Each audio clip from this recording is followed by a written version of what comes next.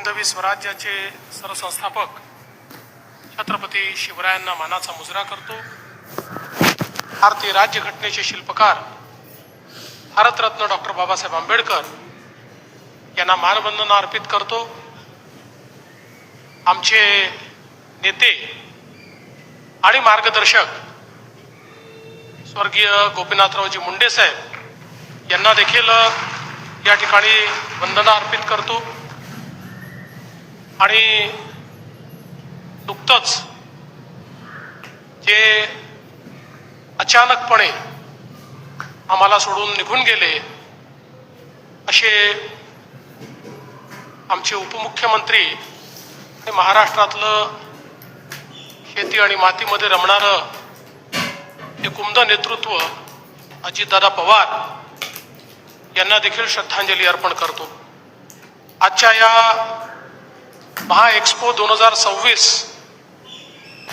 या अतिशय सुंदर कार्यक्रमामध्ये मंचावर उपस्थित ज्यांच्या दृष्टीतून आजचा हा अतिशय सुंदर असा कार्यक्रम आयोजित झाला त्या राज्याच्या पर्यावरण आणि पशुसंवर्धन मंत्री नामदार पंकजाताई मुंडे, आपल्या परळीचे लोकप्रिय आमदार धनंजयजी मुंडे, आमदार रत्नाकरजी गुट्टे, नगराध्यक्ष श्रीमती पद्मश्री बाजीराव धर्माधिकारी, डॉक्टर रामस्वामी, प्रवीण कुमार देवरे, श्री नितीन पाटील, अक्षय भैया मुंदडा, श्री शेखर मुंदडा, श्री बदामराव पंडित, श्री संजय दौंड, शंकर देशमुख, राजेश्वर चव्हाण, गोविंद अण्णा केंद्रे, बाळराजे पवार, राम कुलकर्णी,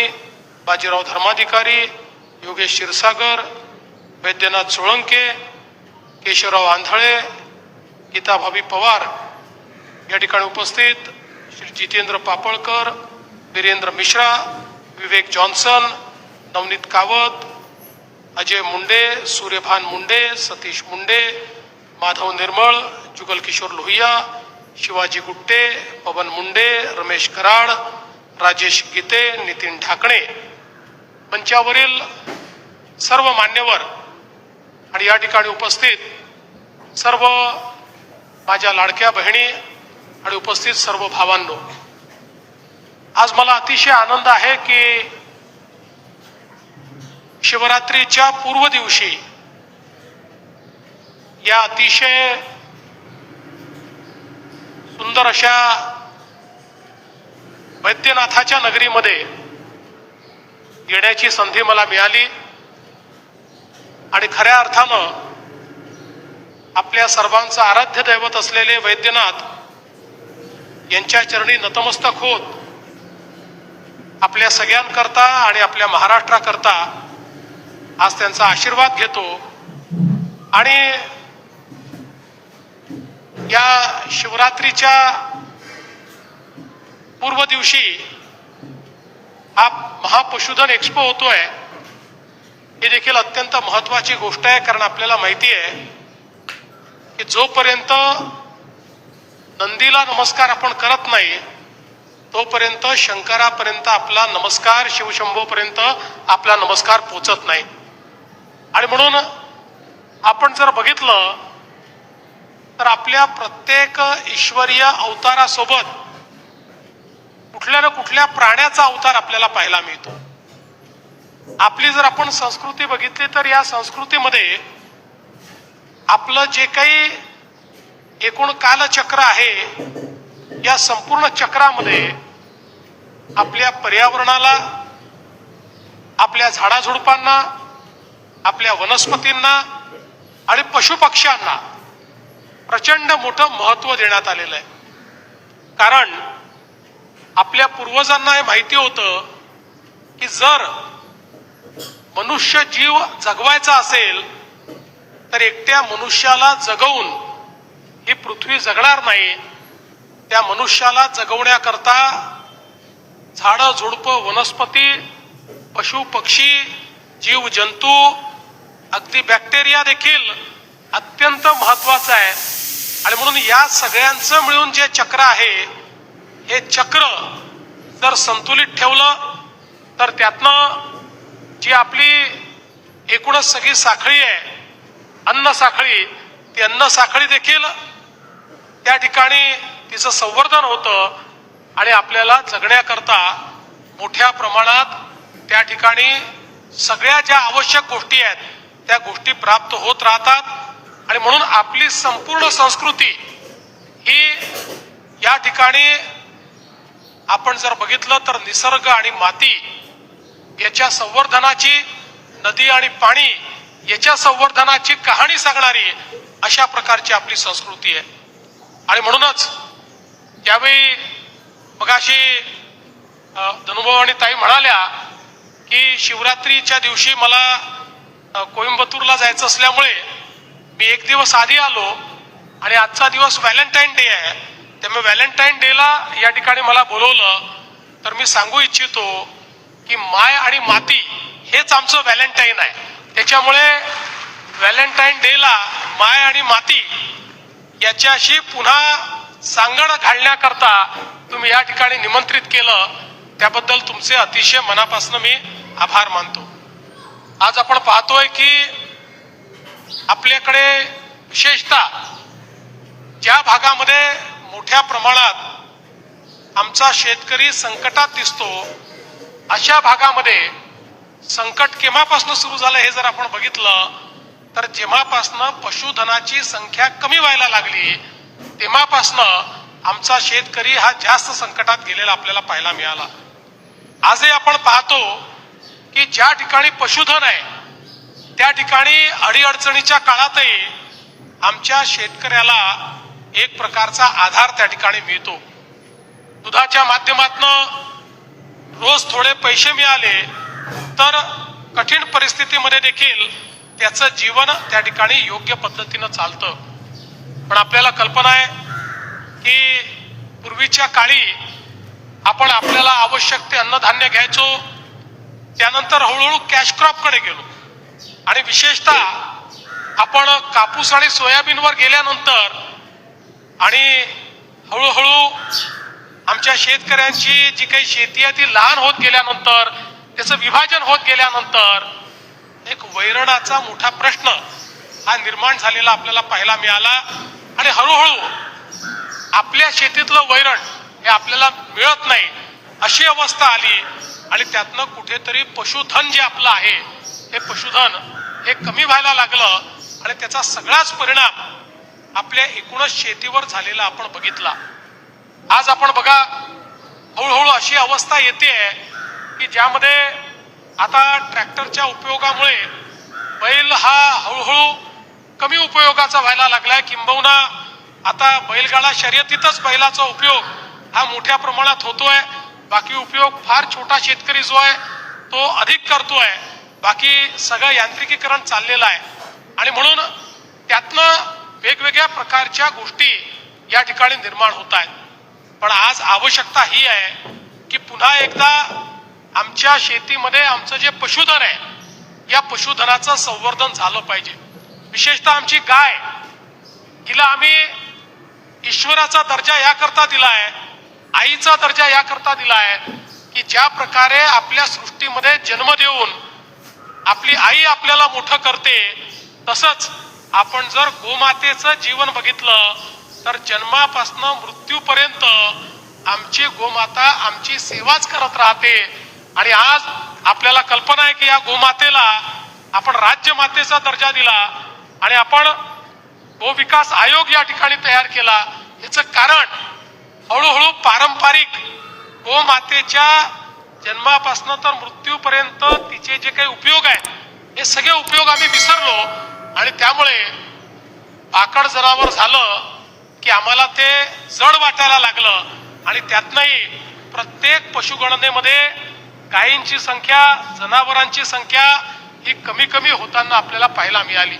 पण आज आपल्याला कल्पना आहे की इतक्या मोठ्या प्रमाणात वेगवेगळ्या प्रकारचे प्रयोग सुरू झाले आणि आता तर गोमूत्र आणि गाईचं शेण यापासून इतक्या वेगवेगळ्या प्रकारच्या वस्तू आता तयार व्हायला लागल्या अलीकडच्या काळामध्ये तर मोठी मोठी लोक आपल्या घरामध्ये शेणापासून तयार केलेला पेंट लावतात, कारण त्याचे वेगवेगळे फायदे हे देखील लोकांना लक्षात आले. आज वेगवेगळे अनुसंधान करून ज्या प्रकारे वेगवेगळ्या प्रकारच्या औषधी या सगळ्या गोष्टींपासून तयार होत आहेत, त्या देखील मला असं वाटतं की एक नवीन अशा प्रकारची व्हॅल्यू चेन या माध्यमातून तयार होते. पण त्यासोबत सगळ्यात महत्वाचं जर काही असेल तर आपले महाराष्ट्राचे राज्यपाल महोदय ज्या नैसर्गिक शेतीचा उल्लेख करतात, त्या नैसर्गिक शेतीमध्ये आमच्या गोमातेचं या ठिकाणी अत्यंत मोठं महत्व आहे.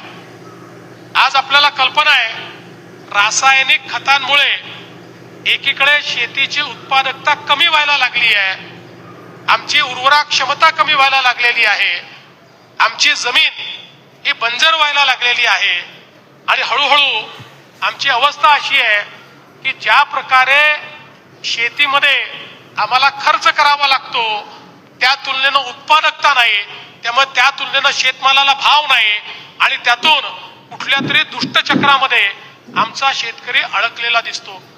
पण आज ज्या प्रकारे जीवामृताचे प्रयोग, शेण असेल, गूळ असेल, अशा वेगवेगळ्या गोष्टी घालून जे प्रयोग तयार झाले, आज ते प्रयोग इतके यशस्वी होत आहेत की 100% रासायन रहित अशा प्रकारची शेती, आणि ज्या शेतीमध्ये पहिल्याच वर्षी आपली उत्पादकता वाढू शकते अशा प्रकारची नैसर्गिक शेती आता त्या ठिकाणी सुरू झालेली आहे.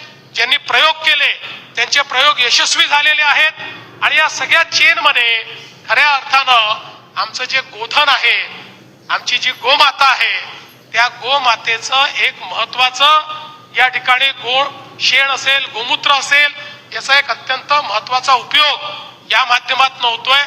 आणि जे शेतकऱ्यांनी सुरू केलं त्या सगळ्यांचा उत्पादन खर्च अर्ध्यावर आला आणि उत्पादकता मात्र 1.5 पटीकडे चाललेली आहे. आणि त्यातनं जी काही विषयुक्त अशा प्रकारचं अन्नधान्य आपण तयार करत होतो, ते अन्नधान्य देखील आता हळूहळू पौष्टिकतेकडे वळत आहे. आणि म्हणून मला असं वाटतं की जे गोधनाचं महत्व, हे जे आपल्या जनावरांचं महत्व आपल्या पूर्वजांना माहिती होतं, ते पुन्हा एकदा माहिती करून घेण्याची आवश्यकता आहे. आज सायन्स खूप पुढे गेलाय. मगाशी ताई सांगत होते एम्ब्रिओ ट्रान्सप्लांट हा विषय असा आहे की ज्यामध्ये सेक्स सॉर्टेड सिमेनमुळे आता आपण जवळजवळ सगळ्या जे काही गोरे या ठिकाणी तयार होतात सगळे आपण गायी त्या ठिकाणी तयार करू शकतो, किंवा स्त्री भ्रूण हे त्या ठिकाणी इम्प्लांट आपण करू शकतो. अशा प्रकारची व्यवस्था ही उभी झालेली आहे. आणि आपल्याला माहिती आहे की पुन्हा एकदा विशेषतः आपल्या ज्या देशी गायी आहेत, गीर असेल, साहिवाल असेल, किंवा अगदी आपल्याकडच्या देवणी असेल, गवळव असेल, या ज्या सगळ्या देशी गायी आहेत, आता या देशी गायींचं महत्व हे पुन्हा एकदा समजायला लागलं. आज जो आपण विदर्भ मराठवाडा चा एक करार हा मदर्स डेअरी सोबत केला, मागच्या काळात ज्यावेळेस हा करार आपण सुरू केला आणि या कराराच्या अंतर्गत ज्यावेळी आपण मदर्स डेअरीच्या माध्यमातून दूध घेणं सुरू केलं, मला सचिव महोदय आपल्याला सांगायचं आहे की आमच्या वर्धा जिल्ह्यामध्ये ज्या गवळव गायी आहेत त्यांच्या दुधाला 40 रुपये 45 रुपयापर्यंत किंमत आली. इतकं फॅट पर्सेंटेज त्या ठिकाणी त्याच्यामध्ये चांगल्या पद्धतीचं होतं. आणि म्हणून आज या सगळ्या गोष्टी आता आपल्याला उपलब्ध आहेत आणि त्यासोबत मोठ्या प्रमाणात वैरण विकास हा कार्यक्रम पुढच्या काळामध्ये आपल्याला हातामध्ये घ्यायचा आहे. आता या ठिकाणी काही सायलो तयार करणाऱ्या मशीन्स देखील आपण बघितल्या.